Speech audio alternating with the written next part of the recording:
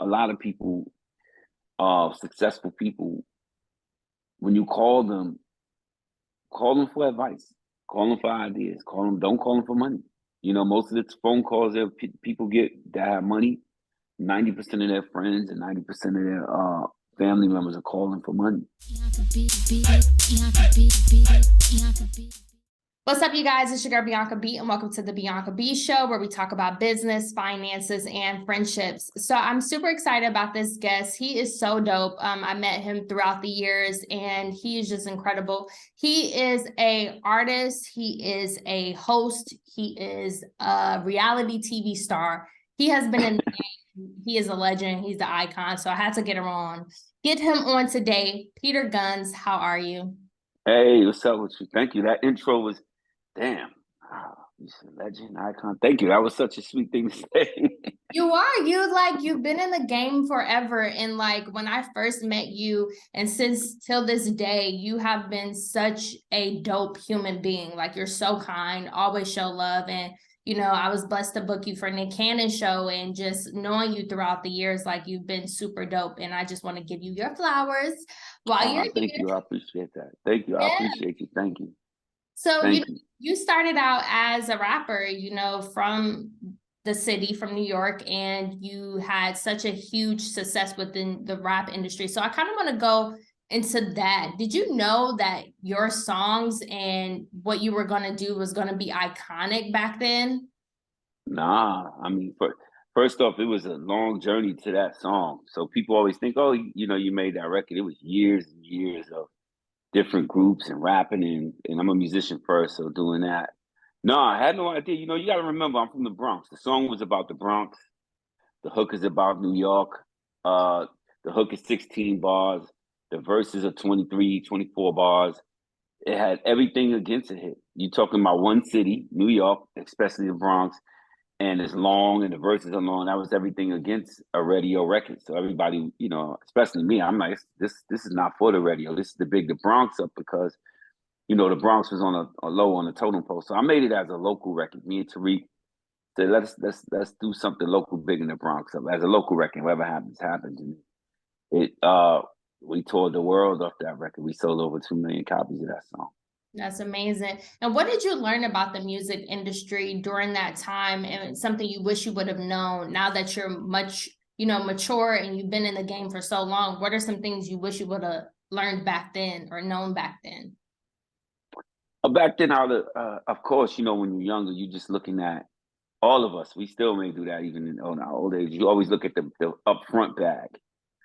Instead of looking at, we could have sold 500,000 records and went gold and made more money that way, or just did it independently.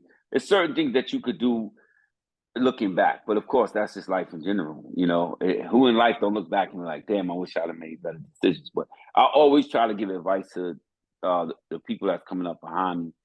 Always look at the upfront. We're going to give you this, give you that. I know it sounds crazy, but it's a lot of rappers that may not be number one on the charts, but they number one at the bank.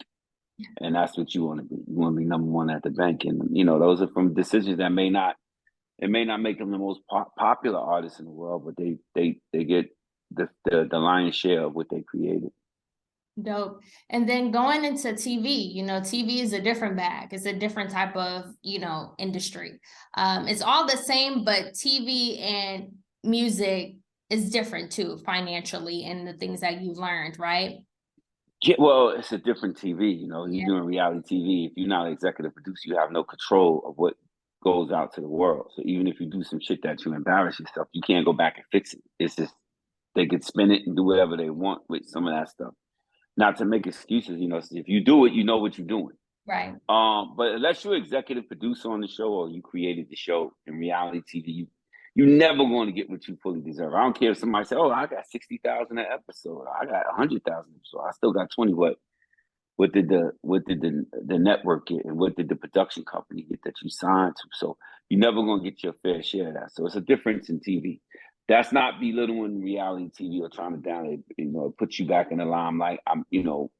It has its upsides to it, got downsides as well, but the upside's been good. So you gotta, to me, if you're an artist or a person that's going to parlay something doing uh, reality TV, just have a bigger picture. Just know that that check is really for the person that owns the production company and the network.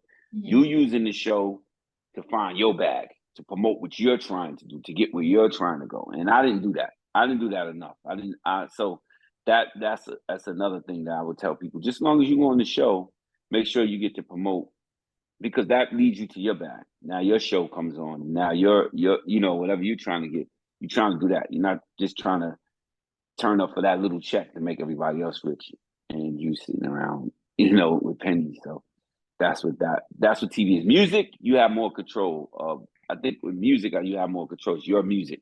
So it's up to you how it ends, how you put it out, what you want to do, which direction you're trying to go in. So you have more control. But reality TV, you have no control over that shit. That's a fact. And even from the production side and behind the scenes, it's a lot of stuff that's literally out of your control and something you can't control. Is all based on the production company. So I'm glad that you said that, because nowadays a lot of people, when Love and Hip Hop came out in 2013, like y'all really paved the way for the reality TV world. Like Love and Hip Hop has succeeded for so many years now, and you've been a staple and you've been consistent within the brand and the franchise, and of course it's been beneficial. But when you look back and you view yourself and how the world portrayed you, are there some regrets that you have? Is there something you wish you would have? Oh, hell yeah. Yes. Yeah. I'm never proud of some of the behavior or some of the ways, like I have two beautiful mothers of my kids on the show that didn't deserve to be embarrassed in front of the world in that way. You know what I mean? It's real life shit. Yeah. A lot of it is real life stuff, but some things you can kind of like keep to yourself. You know what I mean? So I will always regret that. I got kids that's gonna get older when they see that, and they're gonna want explanation. So it's not so much what the world thinks; it's the little ones that I'm gonna have to explain. Yeah. What the fuck was you thinking about that? So yeah, it put me back in the limelight. It's put me in a situation that I could work and do other things, but at what cost? Got it. And then, you have fatherhood is a huge part of your life. And, are some of your babies like you see as going to be a star and like going to be in this industry? Yeah, it's so much talent in my family, in my kids, right? So I always try to direct them in different directions. Business is harsh, you know what I mean? So me, I've always been a musician. I play drums, I mess around guitar and keyboards. I write songs every day. I was going to do it whether I made it or not. It's just who I am. Yeah. But I try with my kids to look at something else they could potentially want to do besides sports or music. Like, are you interested in banking, investing? Are you interested in stuff, like something that you could do, especially something towards, I tell people this all the time, try to direct your kids towards a career that AI or no other robot could come around and take and take their jobs from. Do something that you need a human to do this. Yeah. So, but they all want to be musicians. Oh, Not all of them. Not all of them. Not all of them. I'm not saying all of them, but yeah. But some is just undeniable. My oldest son Corey, you know what I mean, phenomenal rapper. I was trying to direct him another way because this industry is.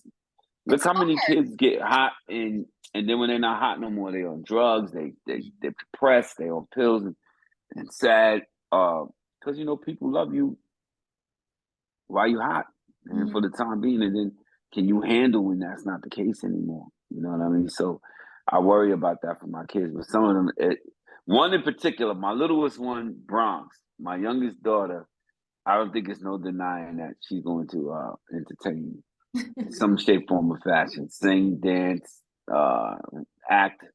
She just has a personality of a grown person. So that's amazing. And you mentioned something with like mental health. Mental health is a huge part of this industry. And you see nowadays people are hot for a minute, gone. And even with social media, like it can play a huge role into your life. And this industry could be very challenging and it can be tough.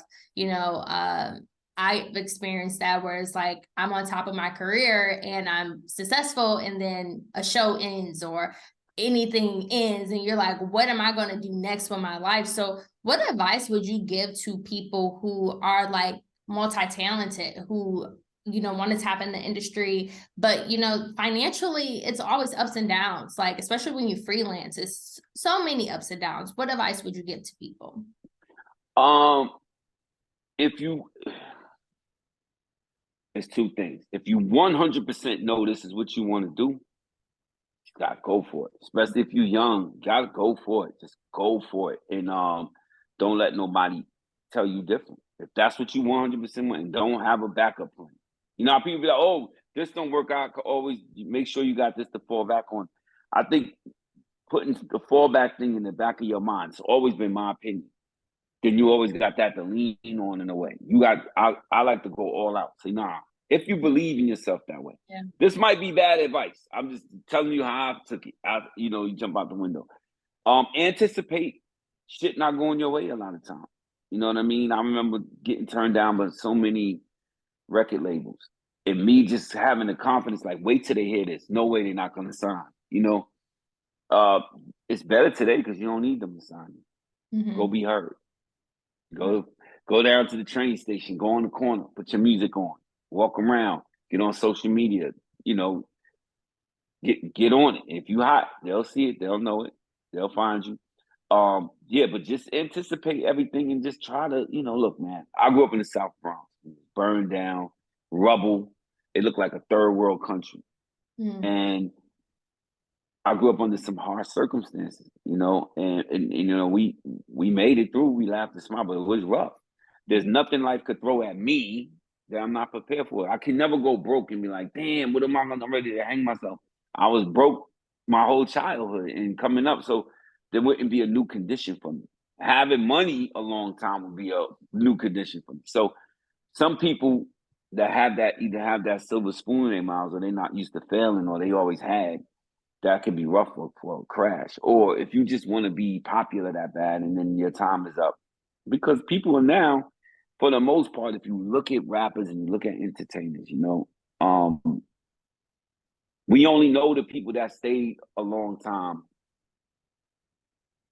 You really sat down and think about how many people are not still here, are not still hot.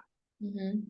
It's thousands and thousands. So you'll look at the Jay-Z's and the Nas's, you know what I mean? And certain people and be like, yeah, you know, longevity, that's a rare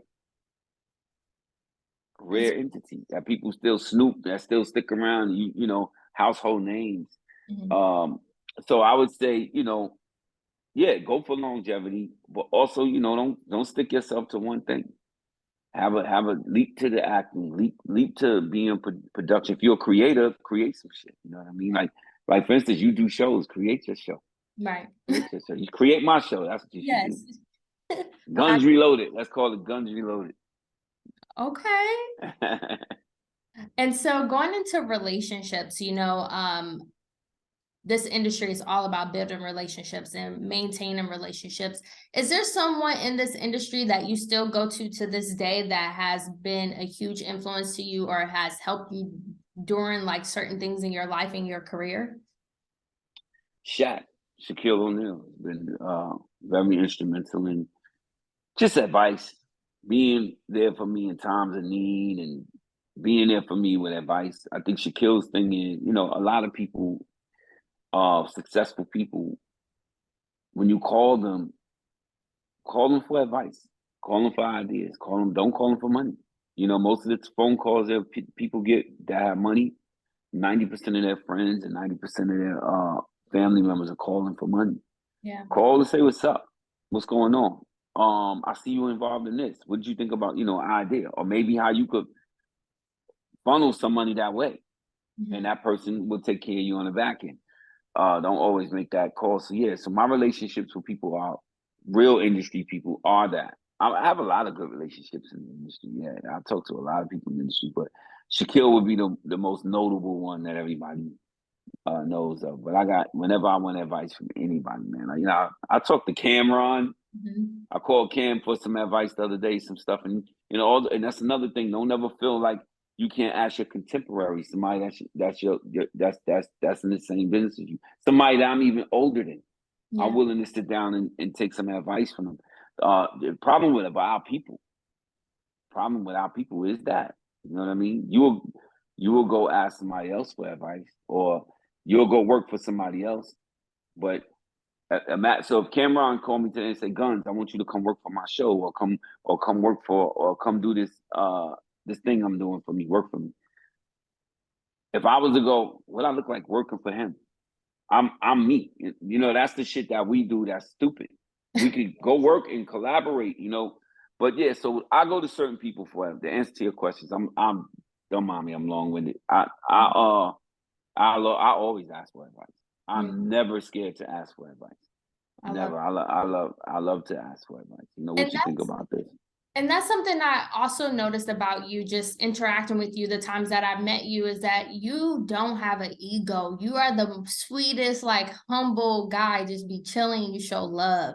And, you know, even take your time out to do this, I'm super grateful for, because you didn't have to, because you're Peter Gunz. Nah, whatever. You're a friend. I consider you a friend. I sat with you one night in the restaurant. I told you I wanted to do the show. Yeah. And Nick called me the next day and said, "You want to do the show?" It was like maybe a week later he called me and said, "You want to do the show?" I was like, "Yeah." I said, "Oh, she must have told him." Yeah, he called me right away after he told. You know, I did a whole TV show with Nick. We did a show called Son of a Gun on MTV. So he's another guy I call for advice sometimes. What's next for you? I am working on an album with CL Smooth called The Odd Couple. I don't know, you know, it's a show years ago. It was The Odd Couple, two different guys. We're two different guys, of course. I'm Oscar Madison. He's Felix Under. What we doing the album? It's almost done. It's dope. Doing the album. I'm gearing up to start shooting Cheetahs again, I think, at some point this summer. Shooting a horror movie right now. In June, I'm going to LA to shoot a movie. They don't call it horror, but I don't like scary movies. I'm doing a scary movie, an independent film. Nice. But yeah, so I'm doing that. Damn, I don't want to leave nothing else. It's a lot of little things I'm doing. I'm doing this podcast called Pete in the Street. I'm out in the street asking hard questions. Haven't started that yet. That's going to be probably in the fall. I keep pushing it back. And just a few other things, you know, just trying to stay afloat, but mostly music and entertainment still. That's amazing. Until they don't want to see me no more. And then, you know, I got to figure out my next play. I think they want to see you, Peter. Thank you so much. It's your girl, Bianca B. Make sure you guys follow me on Instagram at It's Bianca B, at Bianca B Show. And thank you so much for tuning in. Bianca